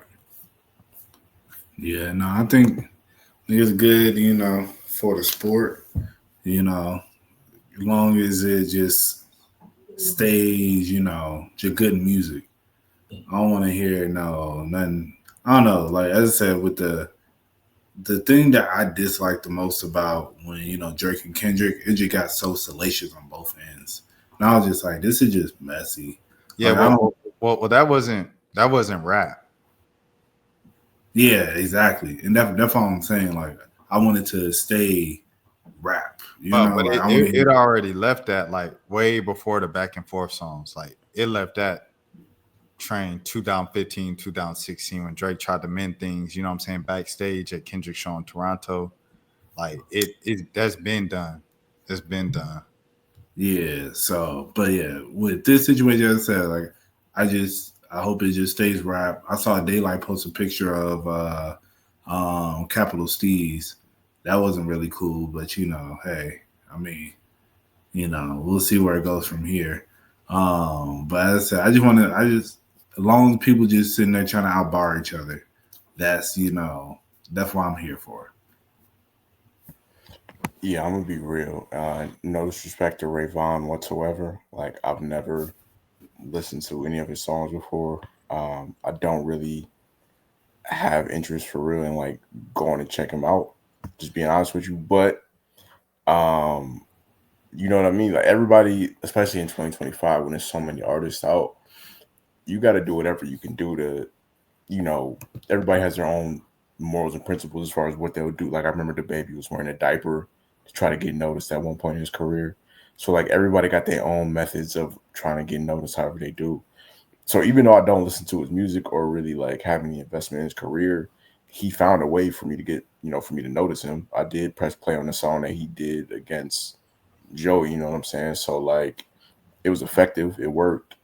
He got a response out of Joey, which, Joey's not an A-list rapper at all, but he is um he's respected by all his peers. He's had a pretty great career, like just overall. Like you look at 10 plus years and all that. So um it's good to see. The thing about it though is like when you talk about keeping it rap, I feel like it's so hard to do that now because everything is in front of everybody. It's all on the stage. Like it's like when rappers would beef before, they would go to the studio, put the song out on like a mixtape or whatever, and the public would speak about it. You know what I'm saying? But it's not like they had their phones to be able to check all the time what people are saying, and they would just go on and live their lives.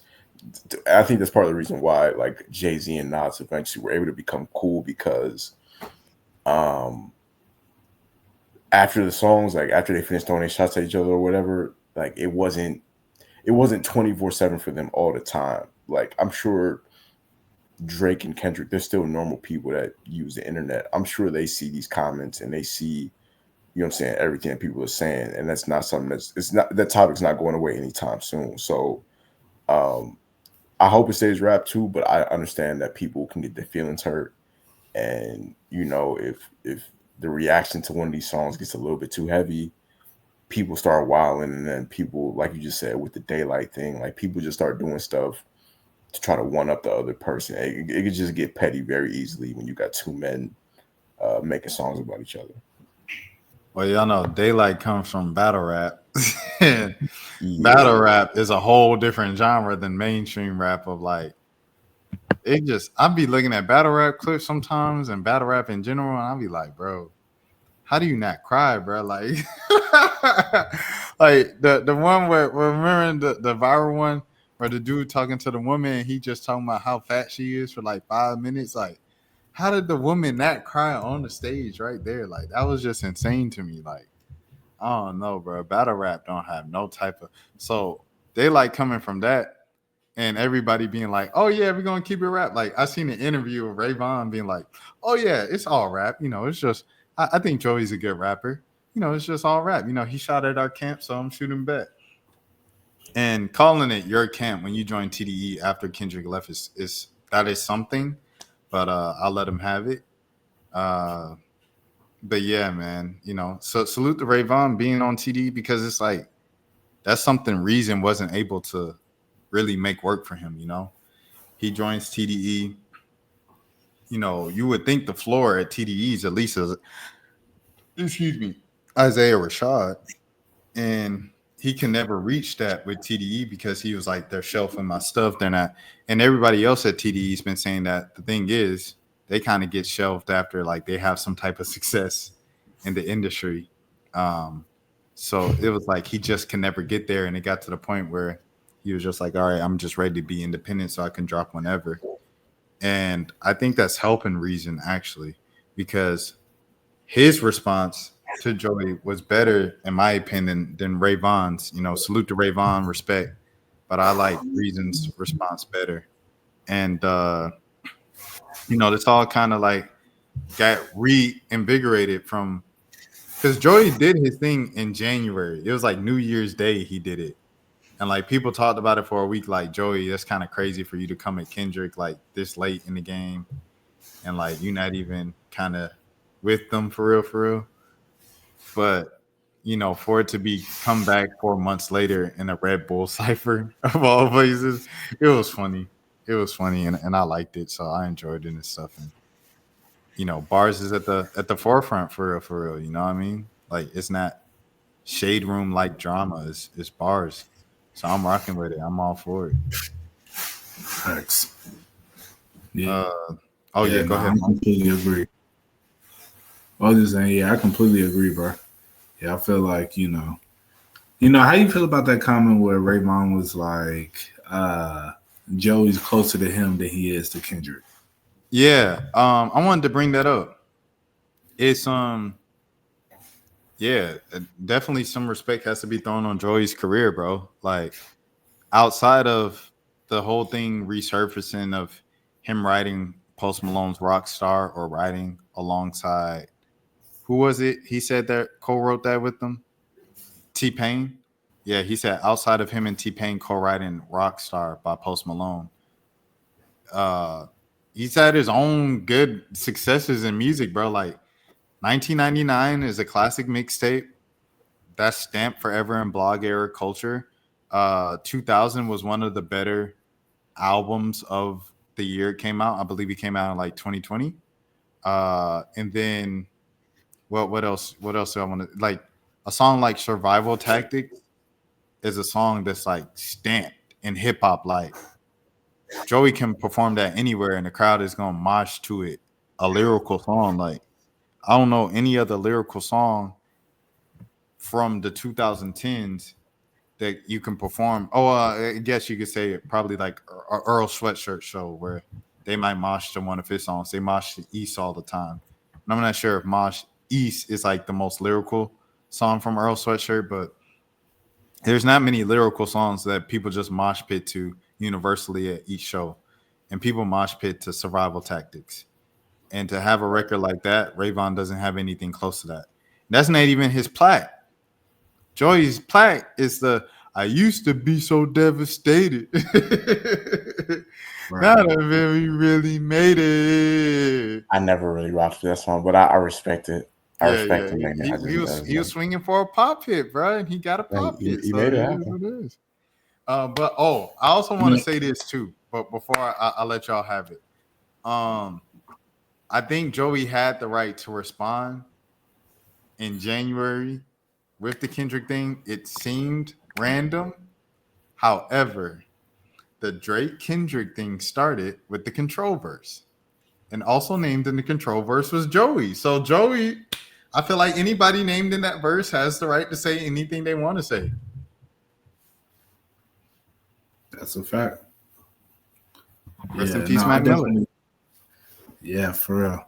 No, I definitely feel like like that's why when he made that comment, I was like, yeah, it's like Joey isn't up there with Kendrick, but he's definitely not down there with Ray Vaughn. You know, like just Down to be there with honest. Ray Vaughn is crazy. But I mean, because I've heard a couple songs with like I've heard a couple Ray Vaughn songs. You know, he got some solid music and everything, but I'm like, you don't really have no real acclaim for real. You know, it's like, and Joey is like stamped in the game. Like I'm like, even 2000 is better than anything you've ever made. Just to keep it a buck, you know.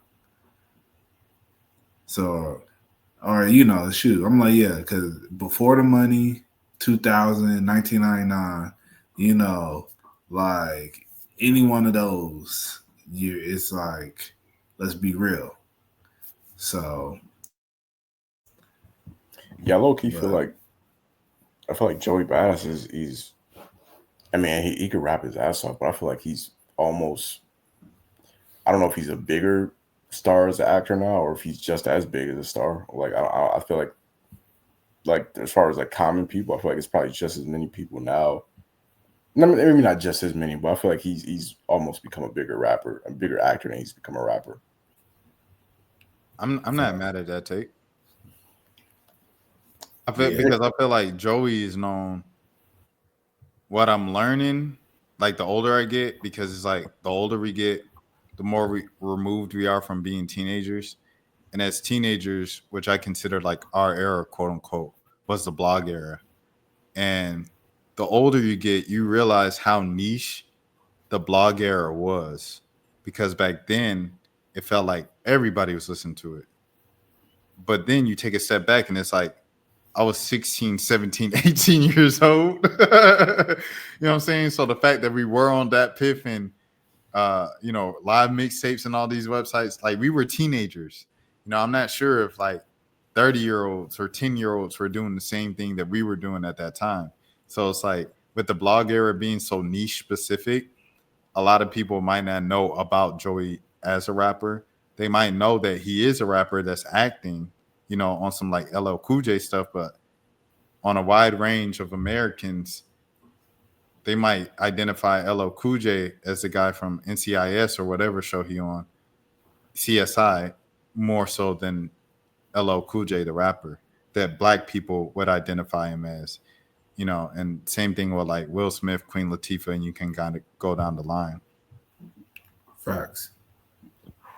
There were certain rappers from that blog era who obviously crossed over and became like household names, like the Drakes, the Kendricks. Even though Cole is obviously, he's like an A-lister, obviously, but I feel like even Cole never really.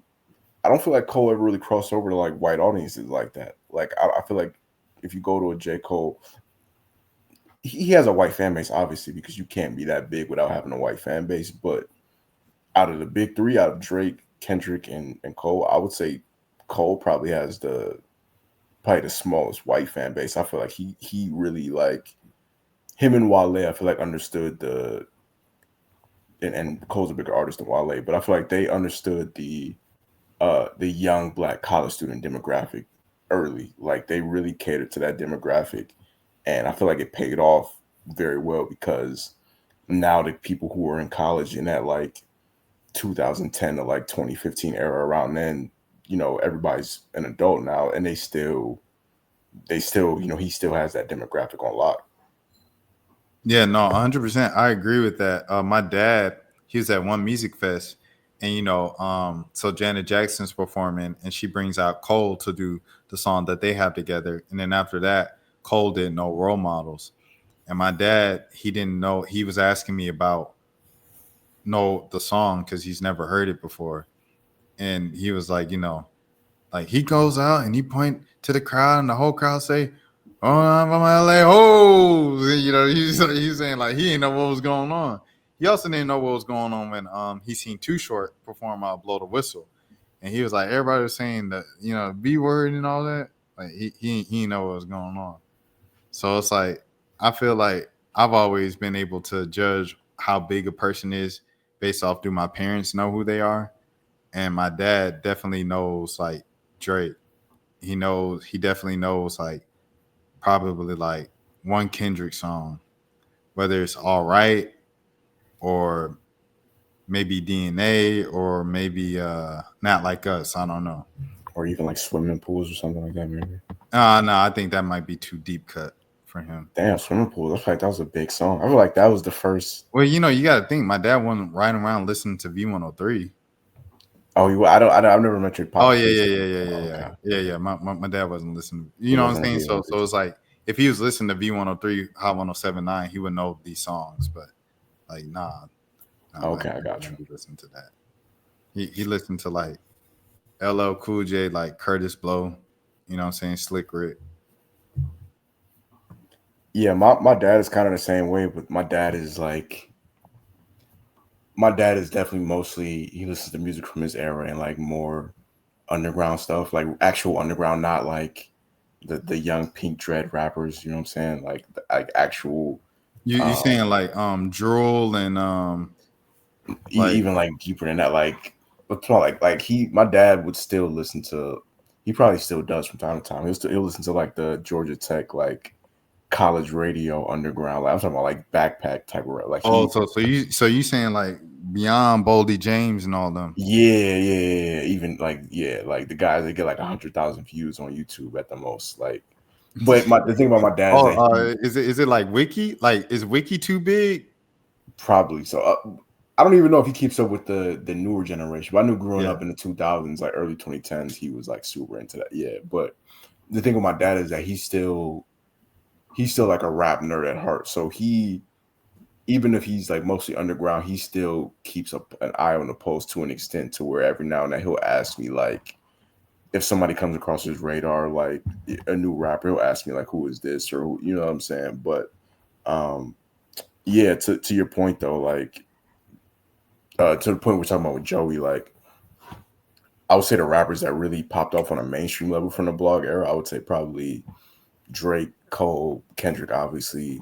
I feel like Mac Miller made it mainstream to a certain point before he passed. Even like Meek, I feel like Meek was a way bigger rapper than I feel like he gets credit for now. Yeah. Meek was a big rapper in the blog era. Yeah, bro. Meek did his second album. Was it Dreams Worth? I think it's Dreams Worth More Than Money. I think that was the second album or whatever. This was like it came out right before him and Drake got into the beef. That album did like 200 something first week, and this is when I don't even think Apple Music was out yet. This is when like Spotify was the only streaming service. You know what I'm saying? It's like 2015. I feel like people don't really, because of who he is after the beef, people would kind of discredit Meek's career overall. The ones that know for sure. But yeah, Wiz Khalifa obviously. Oh yeah, Wiz. Yeah, Wiz is probably Wiz. Wale crossed over mainstream to it. When I say mainstream, I'm not saying like white. Well, I mean, okay, you skipping two people. Who? I want to see if you get them first. Blog era. I feel like I don't like his music per se, but Logic definitely crossed over. Okay, Logic, yeah. So I wasn't even thinking about him. So that's the third. That's the third. Okay, who else? I'm trying to think that. I'm talking about that had like actual. It didn't even got to be pop. It's just his. I'm talking about like they got to be arena artists now and came from the blog era. Arena artists now. Are we just talking just rap? Yeah.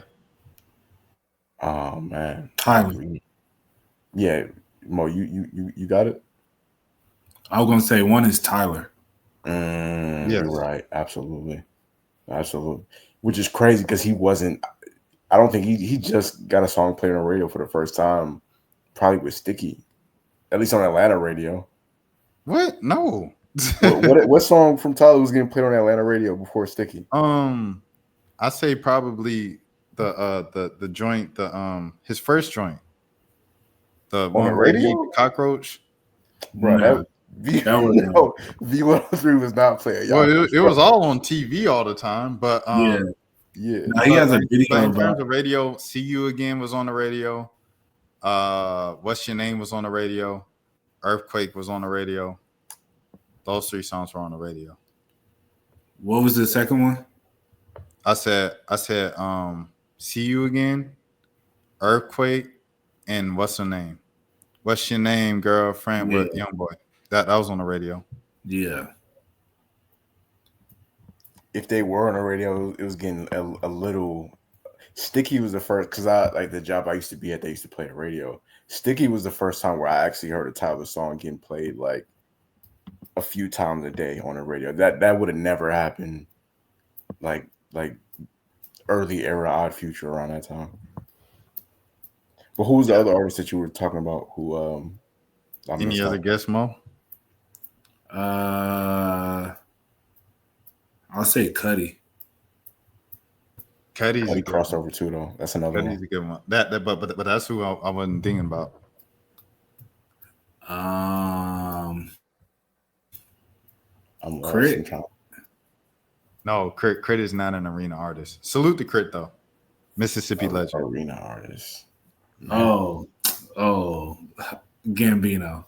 Thank you. Bro. Gambino's doing arenas. He been doing arena since 2018. Listen, I salute to Gambino. I'm a Gambino fan, so salute to. I didn't know he was. I know he was doing arenas. Yeah, he sold out Madison Square Garden in 2018. Oh damn, that's crazy. Yeah. Gambino's an arena artist. Logic's an arena artist. Tyler's an arena artist. Cuddy has headlined large festivals, but I don't know if he's doing arenas right now. Like if he went on tour right now, I don't know if he'd be kind of like Lil Wayne, how he does a smaller venue, but you know, he's as popular and has a catalog to do arenas. Wiz, that "See You Again" just took him to the next level. Just off that song alone, he could do like a football stadium. Right. Who else? Cole, obviously. Kendrick, Yeah, Drake. Drake, Kendrick. They on their own level. We already said Tyler. Yeah. Was Mac Miller supposed to do an arena on I don't know if he was doing Swimming arenas or tour? not. I know he passed away not too shortly before he was going on tour. Yeah. But I'm I not don't sure. know where the swimming tour was supposed to be. But that might have. Hold on, let me look this up because we got a couple minutes left. I want to make sure I get that Mac Miller tour. He would have definitely been an arena tour artist. I just want to see if the swimming one. It's Dang, wild. it was supposed to have Thundercat and Jid. No.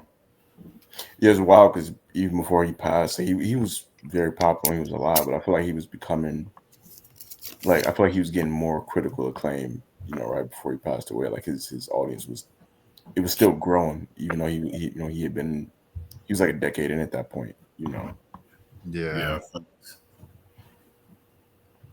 Nah, he won't do in arenas. He was going to do the Roxy in Atlanta. That man was going to be performing at the Battery. When was the last time y'all do y'all go to the? Well, I know you live in New Orleans now. Mo, do you go to the Battery? I was at the Battery the last time I was in Atlanta. Oh, for real? Yeah, I met up with a friend there for lunch. Yeah, I haven't been in a little minute, but yeah, I rock with the Battery though. If they had somewhere to play black music mostly, it would be super dope. I just feel like all the spots there. Yeah, and I understand why, because it's the Braves or whatever. But I feel like, That's a whole nother discussion. Like we talked about this before. It's not enough spots in Atlanta that play like Atlanta rap music, and I don't know why that is. Gotta go Yeah. to the bank with Pretty Boy Tank What because nights do like he? he prides himself on like just playing that stuff. Like he's like, yeah, I play Atlanta. He like, I don't play swag surf. I don't play dreams and nightmares. Like he takes pride in saying that every set. He doesn't play. Can we talk? Yeah, I don't know that about that, but I know he brags about never playing swag surf in dreams and nightmares. Yeah, you know all these DJs got the same 5 song rotation now. My goodness, don't even get me started again on that. Yeah, But man. dang, oh no, wait, hold on. Oh no. Okay, so I was looking at this. I said Madison Square Garden, the Hulu Theater at Madison Square Garden. That must be where they did the verses. Because when they said they did MSG, I said that stage and didn't look like MSG. Yeah, no, they got the Facts. see. It's like a difference between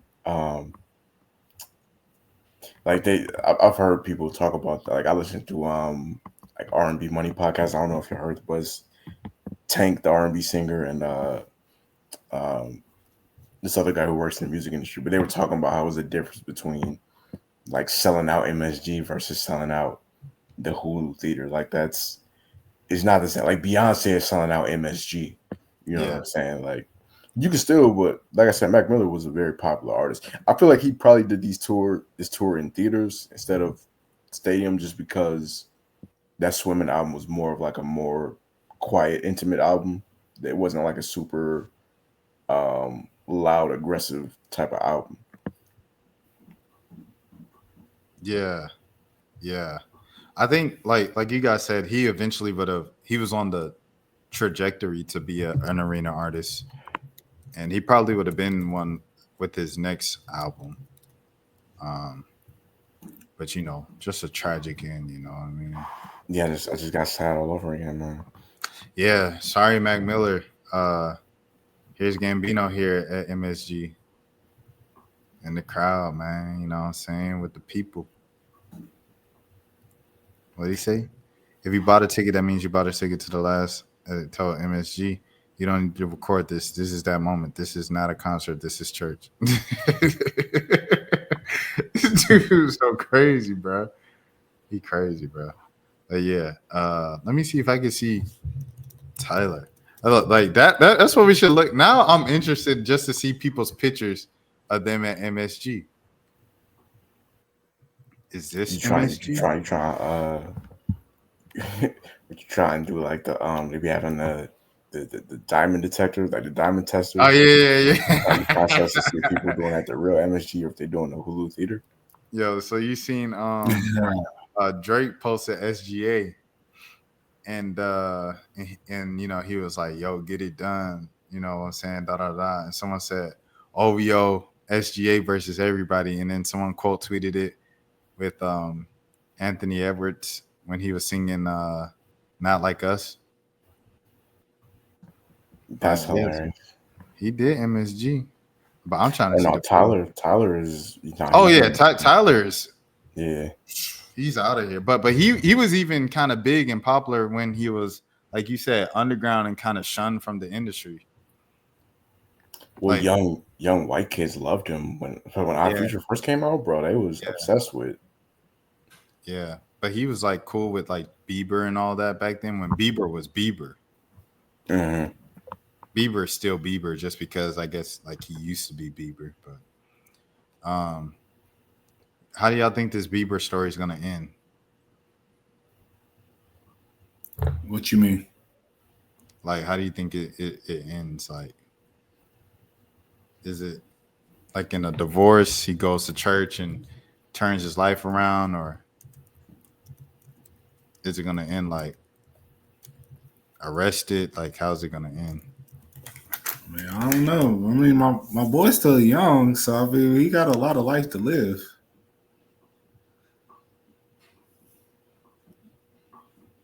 I think we'll see, Yeah, you know man. what I mean. I feel like my boy I did not know Curtis Williams was in the We Dem Boys music video. He shot that Yeah. in Atlanta, if I'm right. I think he shot because it was all them Atlanta rappers was in there. Rich Oh, Homie was in there. he shot We Dem Boys in Atlanta. Yeah, Rich Homie was in there. Yeah. It was a bunch of because Oh, that's what he was. I just don't Wiz. remember the That's music. something I noticed as a Wiz fan. Like there was Wiz always he has his own wave, but Wiz is always like he's always been tapped in as far as like what was new and like what was popping. Like I remember when DJ Mustard and that sound first started to really pop off. Wiz was like one of the first non-West Coast rappers I really heard hopping on those type of beats. So I'm saying to say like when the whole like 2014, when the whole like 2-9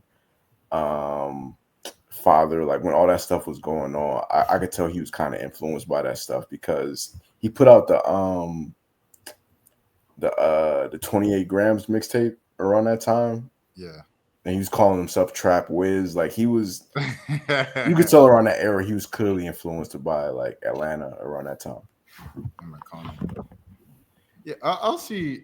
I don't know. I think the way that Bieber's going right now, bro, he's not headed the right direction. And I think it's like the only thing right now is like destruction. So it's like I hope he saves himself, but it ain't looking good. And I think it's all because of you're just not supposed to have that much fame as a person. I don't think people are meant to be that famous. Like, and I think a couple of people made themselves accidentally more famous. Like I think Beyonce made herself accidentally more famous, and I think Andre 3000 for sure is probably like the poster child of like I accidentally made myself more famous. Like you accidentally make yourself more important at work.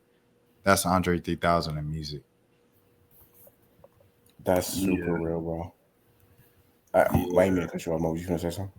Well, I was just gonna say, I mean, I feel you with Bieber. I mean, I guess like recently it feels like he's been kind of wilding. I mean, in comparison to what he did years ago, like I think my boy is pretty tame now. And it's just like, I think him on like having moments where I think the thing is, it's like people want him to be, because he is super famous, but people want him to be buttoned up. And I think that's the thing. He doesn't really want to be buttoned up at times. Like him being with Sexy Red, it's like, I just want to have fun. Like I don't want to have to feel like I have to act a certain way. Yeah, I mean, could be just tired, He probably yeah, I mean he could be on drugs. I think he is on drugs.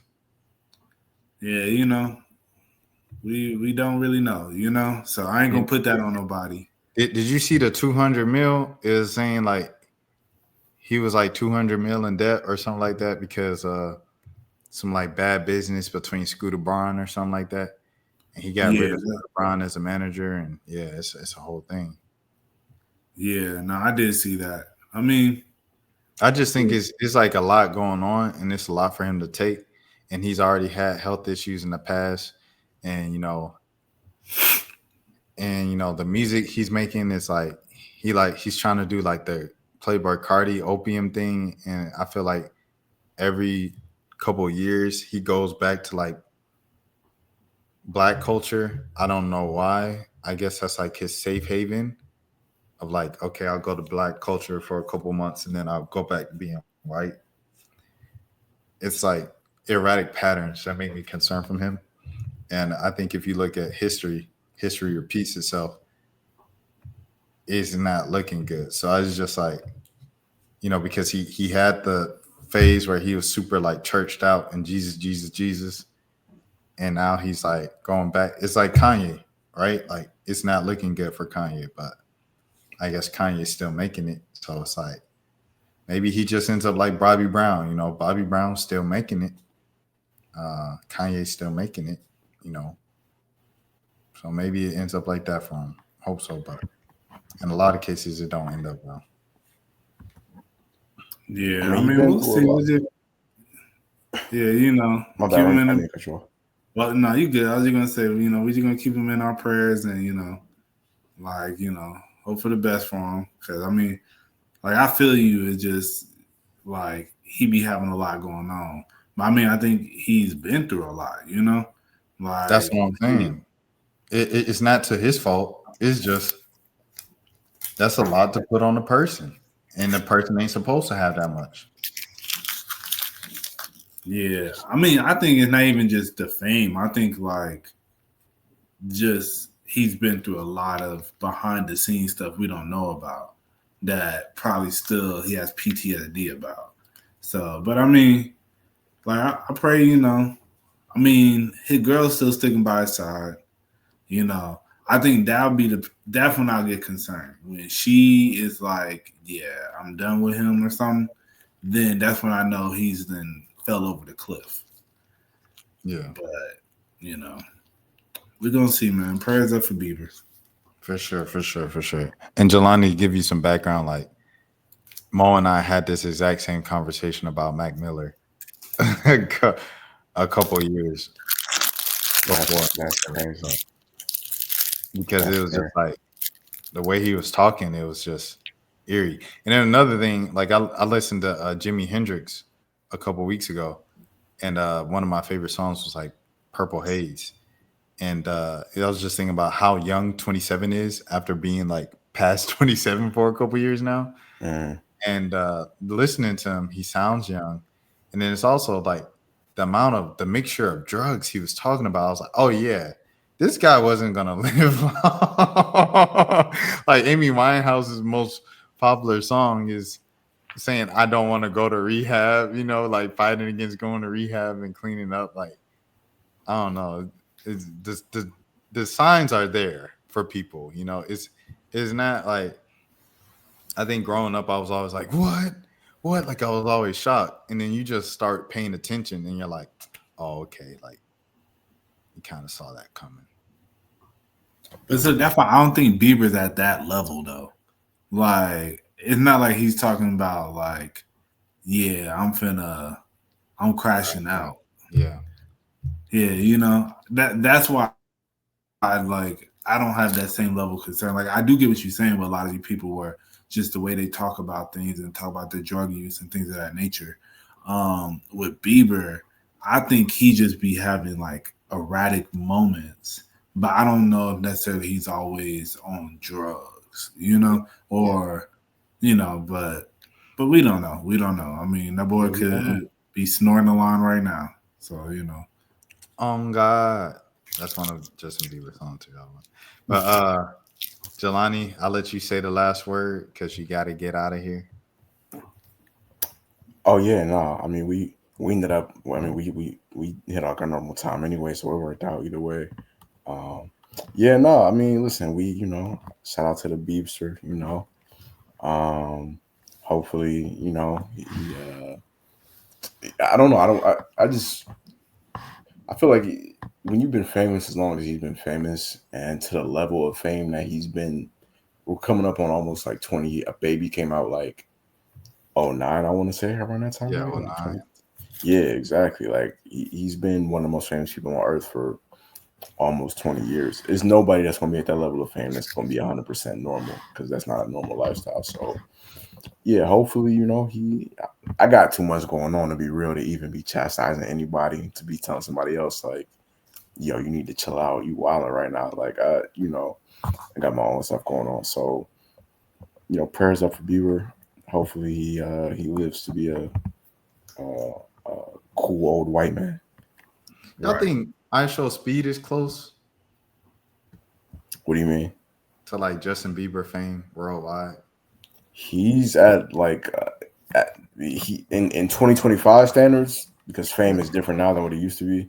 Yeah. He's about as famous as you could be as like a newer celebrity, quote unquote. Like Yeah. he got people like following him, passing out. Like he's at a different level of fame right now. You seen the girl pass out for Duke Dennis on Howard's campus? That's crazy. Women love him. I can't hate on it. Women love him. But that jump was funny. Passing out for Duke Dennis is hilarious, bro. Cause like that man he don't sing a song, he don't dance, he just stream. He's just a nigga that He's just women a think are fine. dude. And Hey, he do black flips though. I ain't gonna lie, Duke can do a backflip and he can hoop. You know what I'm saying? Duke is a pretty cool. I remember there was this singer. He was based out of Cobb County. He never blew up at all, but his name was this is like middle school era. Like his name was Trey. His name was just straight Trey. He was like an R&B singer or whatever. Like or he was like, you know, like they be on like the kids acts or whatever, like the B2Ks. And Yeah. he was like an aspiring one of those or whatever. Yeah. But I remember him coming to our school, like performing locally, and girl, bro, you would have thought like prime Chris Brown came through. Keep in mind, none of these girls knew his songs. Like it was all just aura. Like they get thrown in the right way. And you know what I'm saying? I was just thinking about that. Like people will get around celebrities that they don't even really care about that much 9 times out of 10. But it's like they see them in person. It's just like, oh, that's Jake from the State Farm commercials. And they start screaming. It's like, bro, you don't care about this. You don't really care about this guy. It's just people are funny, bro. Well, that's what they say. Like, if you watch, I think that's the cool part about YouTube and streaming is that you can see their reactions in real time, and they're like, "I don't even know who you are," but actually, everybody else taking a picture with you. So. Literally, that's what it'd be. Yeah, for sure. Mo, is there anything else you want to say? Nah. All right. Well, good episode as always, fellas. Let the people know where they can find you on social media. Yeah, you can find me. Hold on, Doc. Were you gonna talk more? Bro. We at the end of the episode, so I can say this now. We might have to. We gotta find a way to work it out, and it don't be either one of us' fault. It just be like we be trying to be respectful to each other, so we end up telling each other like, "Yo, I'm not trying to cut you off," or "I'm not trying to cut you off." I wish there was a way that we could find a way to like. I don't know, bro. I think in-person episodes are the only way to like cut down on that. Yeah, exactly. Because I feel like we'd be having great episodes. It just would be so much smoother if we were all in the same room. But yeah, no, my Twitter is _Jelani, 2 underscores at the end. You know, shout out to my guys, another great episode. Yes, sir. Oh, my bad. I didn't mean to cut you off. No, I'm joking. I be doing it all the time. We both do it all the time, but it's just out of respect. It ain't like, you know what I'm saying? Yeah, no, facts. Yeah, y'all can find me on Instagram at RBMO ____. Find me on X at MoNose _ and yeah, that's pretty much it, man. All right, young boys, man. Shout out to Elon Musk. Nah, forget Elon Musk. You know what I'm saying? If you feel me, if you know, you know.